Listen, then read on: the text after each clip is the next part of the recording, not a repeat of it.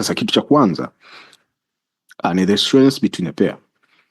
For example, you have USD ZARI, this pair. Kitu cha kwanza, fundamentally strength. USD yukoje? Sasa hii itakuwa kama assignment. First of all, hii itakuwa kama assignment. Lazima uje kuangalia in this time USD or ZARI, you people strong na you can dominate.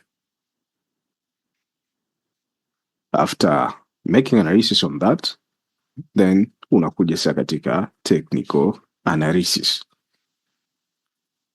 Na make sure unafanya journaling kwa kunote down everything that you are doing.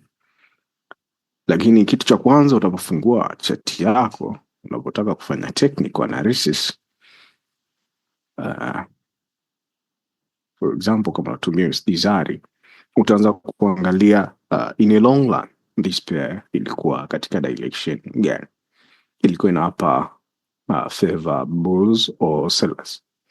As we can see on 12 months, we have an edge for bulls dominating the price more than sellers.